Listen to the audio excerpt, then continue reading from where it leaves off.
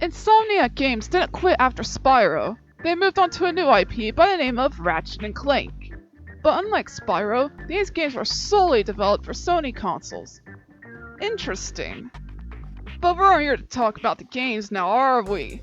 The merchandise line is actually extensive, as to be expected with the huge arsenal of games. Size does matter, am I right? Anyway, join me on the quest for booty or Ratchet & Clank merchandise! Insomniac Games proudly introduced their new IP, Ratchet & Clank, on November 4th of 2002. This press kit is one sick looking box. On the side you can see that there are slips of paper or discs contained in these slots. During an event in Japan, this statue of Ratchet & Clank was displayed. It's unknown if the statue is still intact or is owned by someone.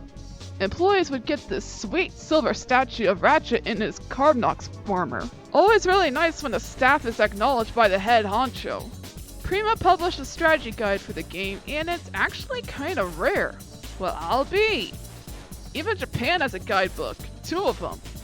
This holographic display of Ratchet and Sly Cooper is actually pretty rare, and only one photo of it is known to exist. And there's actually a holographic poster. Yeah, it's actually holographic. The photo doesn't do it justice, but it looks cool. This inflatable decoy is a promo item used to market the game. Typically, these items are given out at E3 or as a pre-order bonus. Brett Martin showcased this on his Instagram. Thanks, bro! Another promo item is, or rather, these stickers. It's a nice set with a quality sheet to keep them on. This poster here is deemed as a promo poster. It's double-sided with Ratchet on one side and the weapons on the other, which is interesting considering because posters like these that are double-sided will have another game on the other side. The posters I like the most are the ones that use obscure artwork, like this one of Ratchet grinding. It's so early 2000s and I love it! Several t-shirts were made like this one with printed bullet holes. This polo shirt has the logo embroidered on the right. Technically left, but whatever. And the PlayStation 2 logo on the sleeve. This one has the logo printed on a standard t-shirt, comfy to wear while gaming. Now this is the king of the shirt line. It has Ratchet and Clank silhouettes facing what appears to be the moon. I could picture employees wearing this while working on the game. Kellogg's had these cards in their cereal boxes, 3 in total to collect. Each card has a description of the item in Dutch, so it seems these were found in Dutch-speaking countries. In select gaming magazines or in stores, you can get a demo disc of Ratchet & Clank to try at home in the USA or in PAL regions. Ripping the Galaxy a new one. Now this is an interesting case. A limited edition case for the game. Not much is known other than the fact it is indeed official. This was found on Ratchet Galaxy, a forum where you can discuss Ratchet & Clank related topics. Ratchet & Clank Going Commando, also known as Locked and Loaded in PAL regions, is the second installment to the franchise. Bratty Games published the guidebook for the game, and Japan changes their art style to something more kawaii with 2 guidebooks. There's even a mini-comic inside. This is a German poster or advert of the game's box with German text. Here's the only Locked and Loaded poster. The bottom text says, "Fun anyone?" It's a simple poster with renders of Ratchet and Clank. This vertical poster of Going Commando could be found displayed at Walmart, Target, or even Kmart, where the games are sold. Posters like these are still used to this day. A contest was held for designing a cool weapon. The grand prize is a trip for 2 to LA to visit Insomniac Games and $5,000. The first prize winner receives a signed copy of the game. This is a cool bag. Like, actually, it keeps your stuff cool. You put food or drinks in to keep your stuff cold. It was either given out at E3 or as a pre-order bonus. Now, I saved the best for last. Going Commando Boxers. Yep, boxers. What? Did you expect a trophy? Come on! Anyway, these boxers were either sold in stores or given out as a promotional item, but I would feel a little awkward just handing out these to random people asking for their sizes. But whatever. I'm not actually sure if these came in different sizes, but regardless, these are really cool. The front has renders of our heroes, and on the back has the logo enlarged. Probably to emphasize something. Up Your Arsenal is the third game of the series. Duh! Employees over Insomniac would get these keycaps of Ratchet and Clank. Why? I don't know! Because they're awesome and they deserve a little something! Bratty Games published a guide once again, while Japan keeps at it with the kawaii style. These would make great manga covers. I mean, just look at this. Actually, one of the guidebooks uses the standard art. How intriguing! This USB drive was given out to those who pre-ordered the game in the States. It has Ratchet with the logo. In PAL regions, you've got a water gun or plasma pistol. Settle scores nicely. It comes in a cheap plastic bag like those dollar store water guns. But hey, it's better because it's Ratchet and Clank themed! This life-size statue would be displayed either at E3 or in the studio. Either way, this statue is awesome! It's big, as you can see, with the games between Ratchet's feet. These cards or posters were available in PAL regions, each showing off amazing artwork from the game. It's unknown how you got them, but they're still cool pieces. Ratchet Deadlocked, also known as Gladiator, in PAL regions. This press kit contains both Ratchet Gladiator and Jack X. It's a simple kit with the asset discs in a CD case. Prima published a guidebook, and Japan stays kawaii with theirs. Why Japan? Remember those French figures of Sonic and Rayman? Ratchet got one too. At the time, this was the only Ratchet figure. Those were dark days. This advert could be found in German gaming magazines. As you can see, the game is called Ratchet Gladiator, and a text roughly translates to Lights, Camera, Action. While Deadlocked was out, Insomniac released a mobile game called Ratchet & Clank Going Mobile, but no promotional merch was released for the game. Kind of a shame, but it is a mobile game. Ratchet & Clank Size Matters hit the PS2 and for the first time on PSP. And in Japan, when the game was released, Japanese players got a special bonus sticker set of all of their favorite Ratchet characters. Pretty cool, huh? Shout out to the OmniRich for documenting these. This poster is not only displayed in game stores, but out in other public areas. Hopefully no one got into an accident looking at it. With the PS2 on its last leg, Insomniac Games released another Ratchet & Clank game, called Tools of Destruction. The press kit is a wooden crate containing who knows what. 2 promos were also made for the game, like this mini notepad with the box art and this small pirate pin. It's unknown where you got these, but I assume it's from an event, like pre-ordering the game, or going to E3. Sing it with me now! Secret Agent Clank! Secret Agent Clank! Round of applause for that reference! Secret Agent Clank is a game for the PSP starring, well, Clank. The press kit is this case with a suit on the front. Under it says Robot Tailors EST 2000. As a bonus for pre-ordering the game at GameStop, you got this minifigure of Clank himself. Japan has something similar with this figure that's also a keychain according to the back of the packaging. Other promo items include Clank cufflinks and this stylish pin. To accompany those things is this t-shirt with a suit design. Not gonna lie, these are my favorite promo items for a Ratchet & Clank game. Since that game only starred Clank, Ratchet & Clank Future, Quest for Booty, hit the PS3 and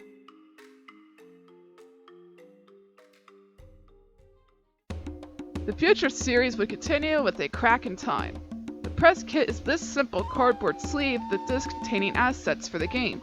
At long freaking last, we get plushies!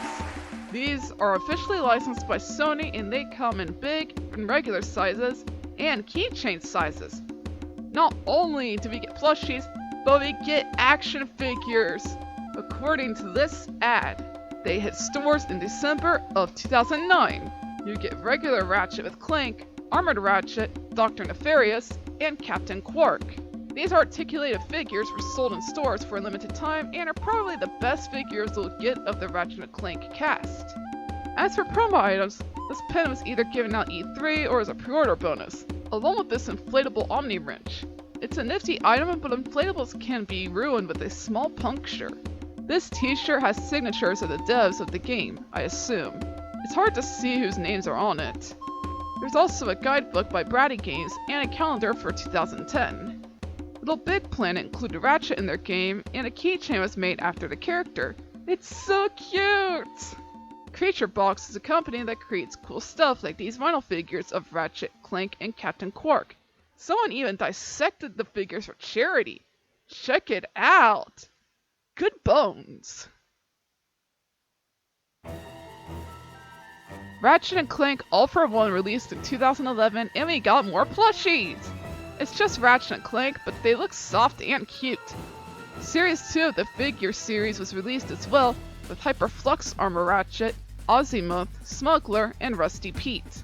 Another set of figures are these Mini-Mates. They look like LEGO figures, but I can assure you they are not affiliated with LEGO, and they were exclusive to Toys R Us. This lanyard was featured at Gamescom, and it's a pretty rare piece since you can only get it there. This statue here was never released. This is a prototype photo of said statue, and it looks good. Such a shame this was never released. Bratty Games published a guidebook for the game. Great! This pin was also probably given out at Gamescom or E3. Either way, it's a nice looking pin. This t-shirt uses the same icon as the pin, but with the yellow collar. This t-shirt has a cast in a Samurai Jack art style, and I love it! On the back it has the game's logo, which is something I don't think the other shirt had. TJ Fixman wrote a comic book series for Ratchet and Clank, and it lasted for 6 issues. Adam Archer, a DC comic illustrator, drew the panels for the series. It's really cool when a video game gets a comic book series, but how good is it? I don't know, I've never read it. The original Ratchet and Clank trilogy gets ported to the PlayStation 3 for the franchise's 10th anniversary, and the OG art is used to promote the game. Nostalgic for those who grew up with the games.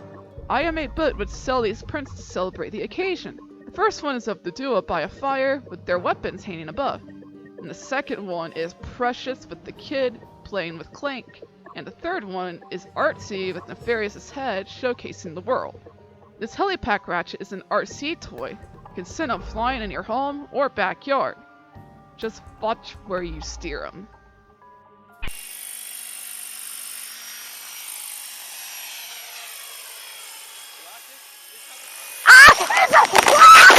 During the same year, an actual new game titled Full Frontal Assault hit PS3 and the PlayStation Vita. The only pieces of merch are these beta codes and this t-shirt. In November of the same year, PlayStation All-Stars Battle Royale released onto the PlayStation 3 as Sony's answer to Smash Bros. Team Ratchet merch features this towel with screws and logos, and a t-shirt with Ratchet and the All-Stars logo. It's not much, but it's something. Into the Nexus and Before the Nexus released the same year, but no merch to show for it. However, when Ratchet and Clank hit the big screen with their fully 3D animated movie in 2016, you bet your booty there was merch. But before we get into that, in 2014, Gaming Heads released 2 different statues of Ratchet and Clank. This one with regular colors, limited to 750, and this bronze one limited to 350. You can imagine these guys cost a pretty penny nowadays. Now, on with the movie stuff. I Am 8-Bit sold these cute pins of the characters' faces, and Quark's logo. This Groovatron oven glove is heat resistant up to 375 degrees. It looks cool and keeps your hand protected from intense heat. These stickers are vinyl and depict the weapons from the movie, and there's a cool t-shirt. Of course, there has to be a vinyl record of the movie's soundtrack with beautiful artwork. There's even a poster that showcases said artwork better in a scroll-like fashion. The last poster showcases the Solana Galaxy. Loot Crate came out with this Omni Wrench pin to promote the movie and treat fans of Ratchet and Clank. European fans would get this keychain, I assume by pre-purchasing the tickets, like the Japanese Baby Sonic keychain.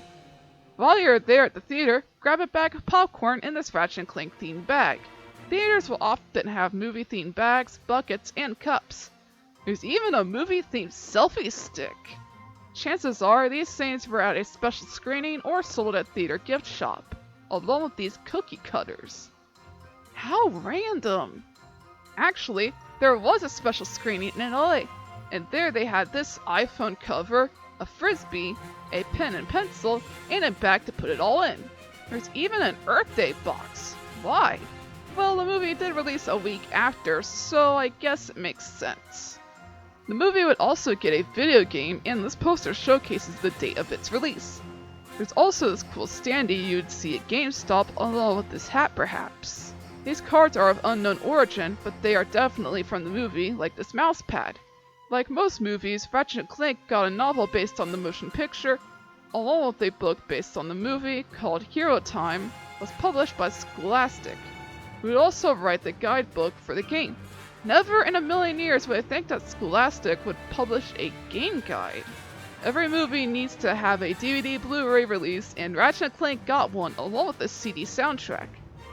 Stubbins also released Ratchet & Clank plushes for their plush line of the PlayStation characters. These guys are getting harder to find nowadays. Pick them up while you still can. 2017 would mark Ratchet & Clank's 15th anniversary, and Insomniac would celebrate by releasing some nifty items in their store, like these pins of Ratchet, one with the 15th anniversary logo, and one of him holding a gun. There are also pin sets of the duo and a set with Quark and Nefarious. This art style would translate to these blind back figures. Buy a bunch of these and hope you don't get doubles. Collect all 40.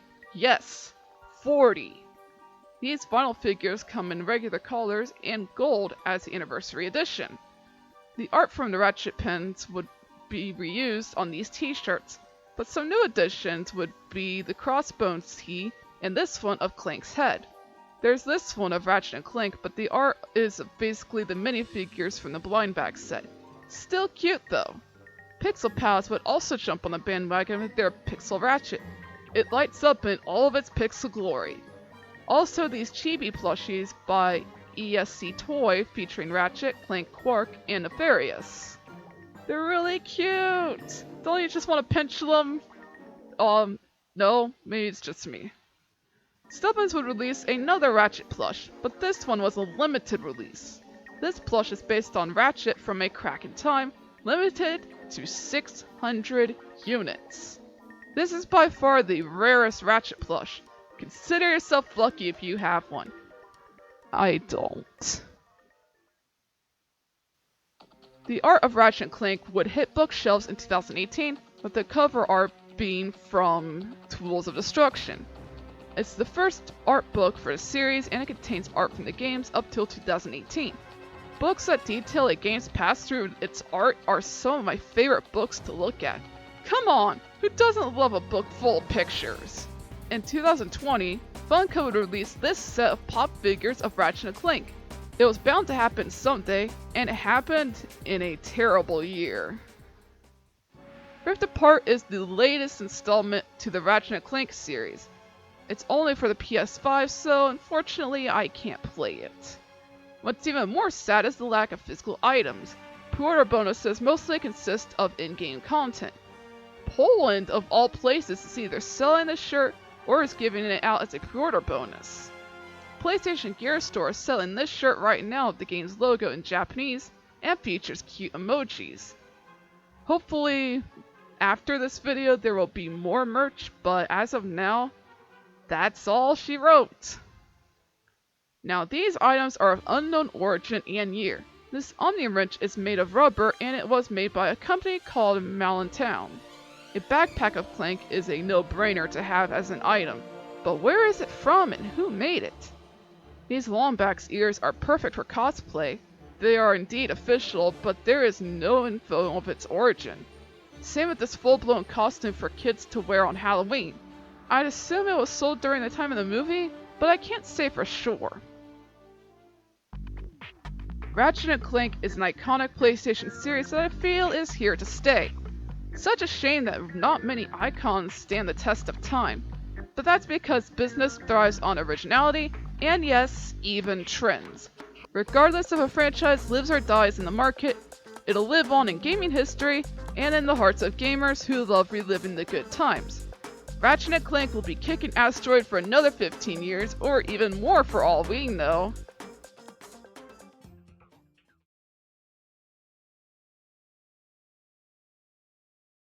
Always really nice when the staff is... My eyes are not focusing, gosh darn it! Prima published a strategy guide with the game and with the game for the game.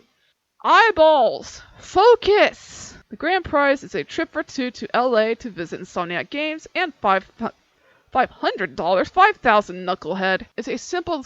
Bleh. This press kit is a wooden crank containing hoops. Bleh. This pin was probably also...